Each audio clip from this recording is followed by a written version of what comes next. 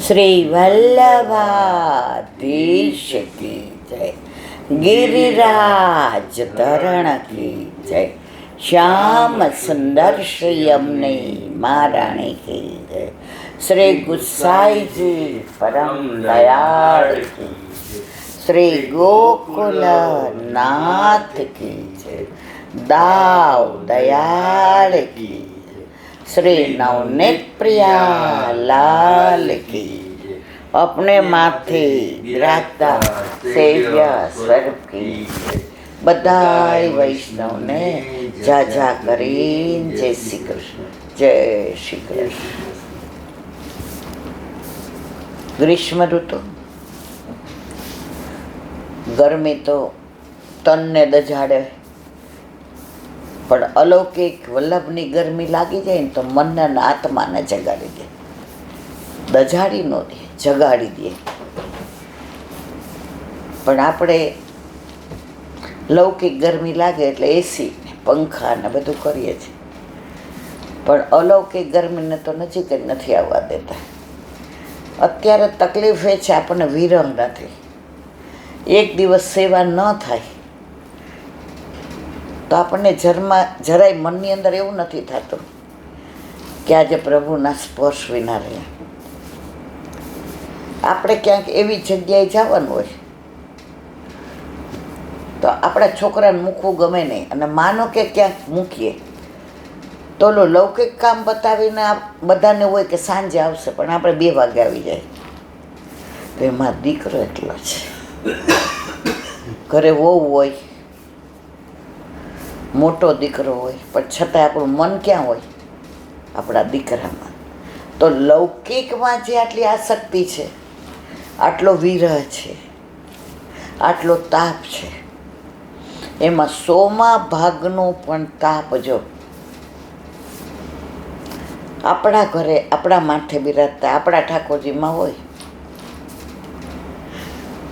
તો શું એવું લાગે છે ઠાકોરજી બોલ્યા વિના? બોલે છે, જતાવે છે.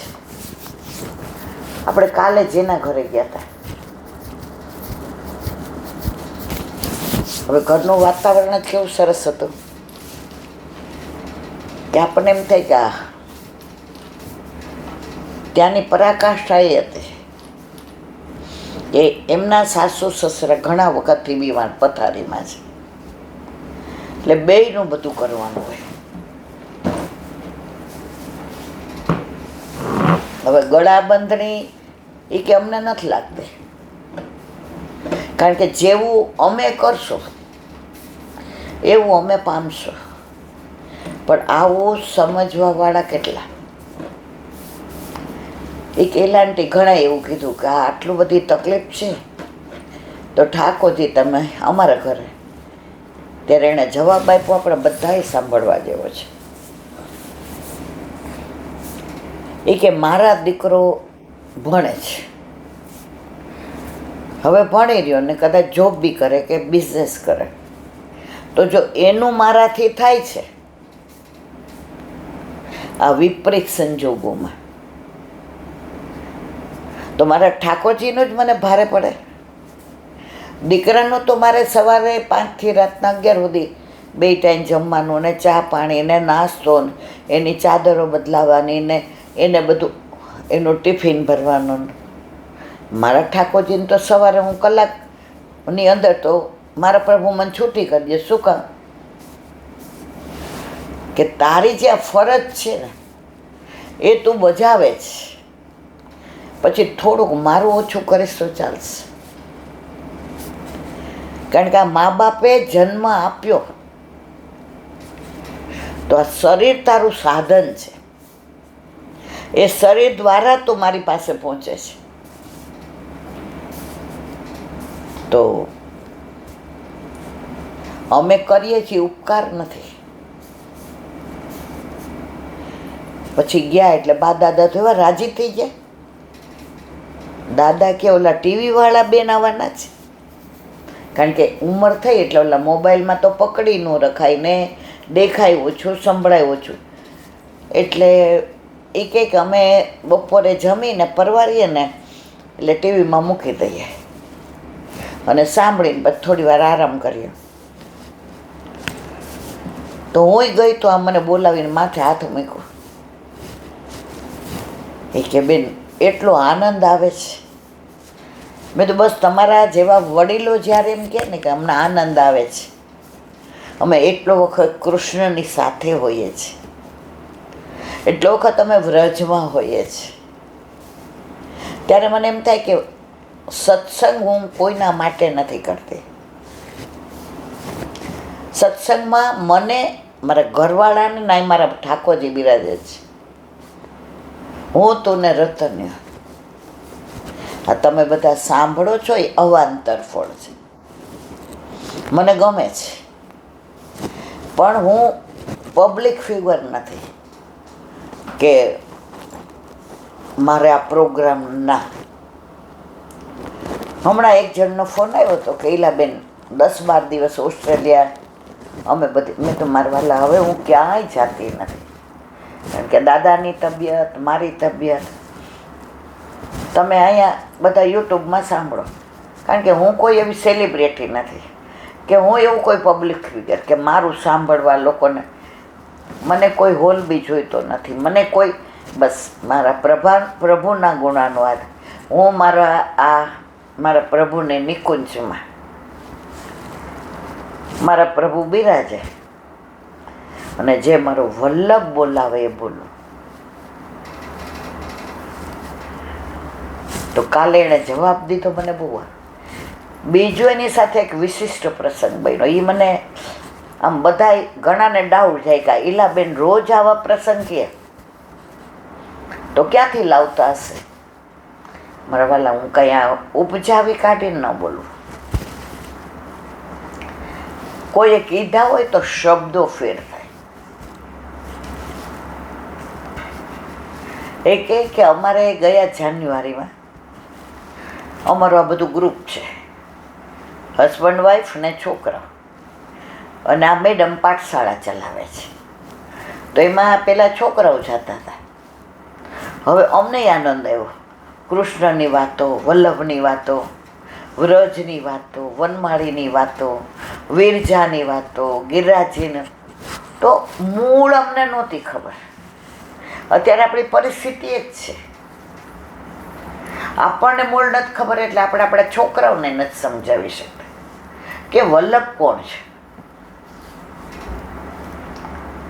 વચ્ચે હું ક્યાં ગઈ હતી ત્યારે એક સરસ મને પ્રશ્ન પૂછ્યો. એ કે ઈલાંટી બધાય પેલા વલ્લભાધીશ કીધે બોલે, ગુરુદેવ આવે તોય વલ્લભાધીશ કીધે બોલે. મમ્મીને હું કહું છું હું ઇઝ વલ્લભાધીશ, તો એ કે મારા ગુરુનું નામ વલ્લભ છે. તો હું એ જ સમજતો હતો. અત્યારે ત્રીજી પેઢીએ વલ્લભનું નામ આવે એનું પ્રગટ પ્રમાણે છે. નવભા વલ્ભાખ્યાનમાં ગોકુળનાથજીનું આવે ત્યારે તાત તણો પ્રતિબિંબરે રસના. જો પેલા વલ્લભ, બીજા ગુસાઈજી, અને ગુસાઈજીને 4 લાલજી, એમાં ચોથા ગોકુળનાથજી, એનું બીજું નામ વલ્લભ આવ્યું. તાત ત્રીજી પેઢીએ હોય છે. બાળકોના 2 નામ હોય, એક ત્રીજી પેઢી પ્રમાણે અને એક અત્યારે સ્કૂલ ને કોલેજમાં ભણતા હોય એ પ્રમાણે. પછી એણે મને ઘણા બધા સવાલ પૂછ્યા કે પેલા 7 સ્વરૂપ પ્રગટ થયા કે પેલા 7 બાળકો આવ્યા. મને એની યારે 15-20 મિનિટ બહુ મજા આવી. તો જે આ પાયાનું જ્ઞાન છે ને એ આપણે મા બાપ જાણતા હોય ને તો છોકરાઓને સમજાવીશું. અને હું તો કહું છું દરેક અજામાં એક પાઠશાળા હોય. મેં વચ્ચે અહીંયા એનાઉન્સ કર્યું હતું કે રવિવારે બધાય 1 કલાક છોકરાઓને મૂકવા આવતા હોય તો હું 1 કલાક સગુને કીધું હું આપીશ, આરાધ્યાએ કીધું હું આપીશ. તો મૂળ આપણે પાઠશાળામાં જે આવતું હોય બધું હું કરાવવા, પણ કોઈએ રિસ્પોન્સ ના આપ્યો. અત્યારે બધા એમ કે રવિવારે માંડ સૂતા હોય ને અમારે એક્સ્ટ્રા ક્લાસ હોય ને, પણ જો આ એક્સ્ટ્રા ક્લાસમાં આ ચૂકી જવાશે ને, પછી આ લોકો મોટા થશે ત્યારે બીજી બાજુ વળતા વાર નહીં કરો.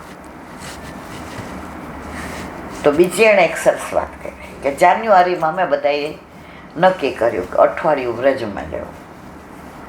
એટલે અમે તો ના જ પાડી, કારણ કે અમે બે નક્કી કર્યું છે બા દાદાને મૂકીને કહે છે કોણ કરે, કેરટેકર હોય ને કેરટેકરની જેમ કરે. આજે એમને કોઈક વાર પરાણે ખવડાવવું પડે, કોઈક વાર પરાણે જ્યુસ આપવો પડે, કોઈક વાર એમને દવા ન પીવી હોય. તો એ બધી અમને ખબર છે કે એમને કેવી રીતે ટ્રીટ કરવા, કારણ કે આટલા વર્ષથી છે એટલે હવે અમે લોકો હેબિચ્યુએટ થઈ ગયા છે. મારો દીકરો હવે અમે કીધું ના અમારે ન કરાવતા, કારણ કે એક જણ હોય ને તો બીજાનું થોડું કરે, પણ બે આમ હોય તો કોણ કોનું કરે. અને બા દાદાને મૂકીને આવીએ ને કાંઈ થાય તો ઠાકોરજી અમને માફ ન કરે. તો એની સાથે બે ભાઈ હતા, એણે એવું કહ્યું સાંભળ તમારા લોકોને ટિકિટ બુક કરાવ્યા, બા દાદા બરાબર હોય તો તમે આવજો,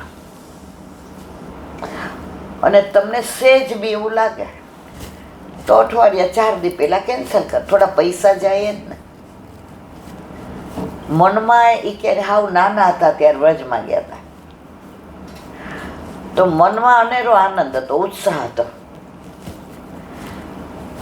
કે આ બધું વ્રજની વાતો કરે છે તો ખરેખર વ્રજ, તો મનમાં આમ એક ઉમંગ ઉત્સાહ કે જવાય તો આપણને યમુના પાન થશે, આપણને ગિરિરાજ બાબાના ચરણ સ્પર્શ થશે, આપણે પરિક્રમા કરીશું, આપણે ચારેજી કરીશું. આ બધા ભેગા થઈને કોનવારો કરે છે, આપણે પણ હવે રોજ સવાર પડે ને મનમાં એમ થાય કે શું હવે છેલ્લા જ્યારે જવાનું હતું ના 4-5 દી પહેલાં તો બા એકદમ સિરિયસ થઈ ગયા, ન બોલે ન ચાલે ન કોઈને ઓળખે. એટલે અમે સમજી ગયા કે ના આપણે ટિકિટ કેન્સલ કરાવો. ત્યાં જઈને પાછા આવીએ ત્યાં સુધી શું થાય ને શું નહીં, આપણે જવું નથી. એટલે અમારી સાથે હતા, એણે એવું કહ્યું કે 2 દી પહેલાં કરાવીએ, બહુ તો પૈસા જશે ને થોડા. તો એ કે મારા મધર ને મારા સિસ્ટર ને બધાએ કીધું અમે રહેશું, બસ તને કેરટેકર ઉપર વિશ્વાસ, અમે રહેશું, અમે બા દાદાને જતન કરી. હવે ટિકિટ આવી ગઈ છે ને તું તો હાવ નાની હતી ત્યારે વ્રજમાં ગઈ છે, અને ક્યાંય તો જાતી નથી કે ના. પહેલાં મારા મમ્મી પપ્પા, મારા સાસુ સસરા, દીકરો તો શ્રવણ હોય પણ વહુ આવી હોય ને એ આનંદનો વિષય. પછી આગલા દિવસે ટિકિટ કેન્સલ કરવાનો વિચાર કરતા હતા ત્યાં કે બાને થોડું સારું લાગ્યું, પડખું ફર્યા આમ તે. ડૉક્ટરે કીધું જાઓ કાંઈ વાંધો નથી, પણ મનમાં વ્યથા હતી. તો કે અમારી ટ્રેન બરોડાથી હતી, તો અહીંથી બરોડા જઈને ઘરેથી ફોન આવે ને ઈલાબેન, એવી ફાળ પડે કે આમાંથી ઉતરીને પાછું ના જવું પડે. પછી બરોડા ટ્રેનમાં બેઠા ત્યારે છેલ્લો ફોન, કારણ કે પછી નેટ પકડાય નહીં એટલે ફોનમાં વાત ન થાય. પછી સવારે 8 વાગે મથુરા ઉતરીએ ત્યારે જ વાત થાય. એટલે બરોડા જેવા ટ્રેનમાં બેઠા એટલે વાત કરી એટલે કે ના એકદમ સ્થિર છે, જરાય ચિંતા કરો માં. અમે કીધું પછી રાતના કાંઈ, એ કે મેસેજ તો થશે ને તું ચિંતા કરમાં. એ કે રાતના ફોડક ને સવારે 8 વાગે ઉતરે તો પહેલો ફોન કર્યો. એ કે કાલ કરતાં જ ઘણું સારું, સવારના ચા પાણી પીધા.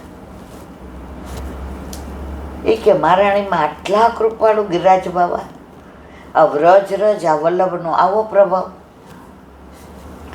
પછી તો જ્ઞાન ને એટલે એમ થાય કે અહીંયા જઈ આવીએ, અહીંયા જઈ આવીએ, અહીંયા જઈ આવીએ. પછી ત્રીજા દિવસે બધાએ કીધું કે આપણે છેલ્લે ગિરિરાજજીની પરિક્રમા. અમે કીધું ના ભાઈ આજે જ કરી લ્યો, માનો કે ઓચિંતાનું જવું પડે તો અમારે ગિરિરાજ બાબાની પરિક્રમા રહી જાય. તો ઓલું માણસ કેમ ભૂખ લાગી હોય ને થોડું જ હોય ને હાય શું ખાઈ લેવું હોય ને, એમ અમે ત્રીજે દિવસે કરી લીધી ગિરિરાજ બાવાની પરિક્રમા. પછી તો બધું જ થયું. દિવસમાં કેટલી વાર ફોન કરીએ, વિડીયો કોલ કરીએ, અને પછી જોઈએ ને તબિયત તો એમ હા આપણા કરતાં તો મહારાણીમાં ને એણે તેડાવ્યા છે, ટિકિટ ક્યારે બુક થઈ, એમણે કૃપા કરી ત્યારે. પછી છેલ્લે દિવસે ખૂબ હરખનું રડવું આવ્યું કે ભલે અમે નાના છીએ પણ કોણ ક્યારે જવાનું એક પળનો ભરોસો નથી, કોણ ક્યારે જવાનું કાંઈ ખબર નથી. વ્રજ જે એવા બા દાદાની બધી સુધી લીધી, પ્રસાદ લીધો, કંઠીને બધું લીધું, અને બધું આનંદ ભેગો પલ્લુમાં બાંધી લીધો. 15-20 વર્ષ પહેલાં શ્રીનાથજી દર્શન કરવા ગયા હતા. તો એક બેટીજી ને એના વર ને એ લોકો બધા એમના માતુશ્રી પિતાશ્રી સાથે શ્રીનાથજી દર્શન કરવા આવ્યા હતા સન્મુખ. એટલે એમના મમ્મી પપ્પા તો વલ્લભપુર ને વહુજી બધા તો અંદર જાય, એટલે રાજાએ અંદર જ ગયા પણ લાલાજી બહાર રહ્યા. તો અંદર દર્શન કર્યા તો બેટીજી બહાર આવ્યા તો સાડી પહેરી હતી તો હાથ આમ કરીને આવ્યા, આમ આમ, અને અમે બરાબર બહાર ઊભા હતા. અમને ખબર નહોતી આવ્યા છે, પણ જેવા બહાર નીકળ્યા એટલે બધાએ મને કહ્યું જો જુઓ. એટલે અમે ગયા એટલે ત્યાં લાલાજી આવ્યા તો આમ કરીને લાલાજીને આમ ચરણ સ્પર્શ કરાવ્યા. તો અમને કરાવો. પછી મેં તો જે શું સમજણ ના પડે. એ કહેલા બેન અંદર ચરણ સ્પર્શ અમે કર્યા, પણ લાલાજી તો વલ્લભપુર એટલે એમના માટે પલ્લુમાં લેતી આવી ચરણ સ્પર્શ અને કરાવ્યા. તો અહીંયા એ કે પલ્લુમાં બધું બાંધીને લઈ આવ્યા. અને આવીને બા દાદાને કે ચરણ સ્પર્શ ને બધું વાલ કર્યું ને મને હરખના આંસુ આવ્યા કે આટલા વખત મા બાપની સેવા કરીને એનું ફળ મને વલ્લભે આપી દીધું. અને આવ્યા પછી તબિયત એમની એવી બગડી કે અમને એમ થયું હવે, પણ અત્યારે એ કે જુઓ તમારી યારે વાત કરી, તમે આવ્યા તો રાજી થઈ ગયા. એ કે 2 દીથા કહેતા તો ઓલા ટીવીવાળા બેનને બોલાવ્યા છે, ટીવીવાળા બેનને બોલાવ્યા. અને જે એમનો હરખ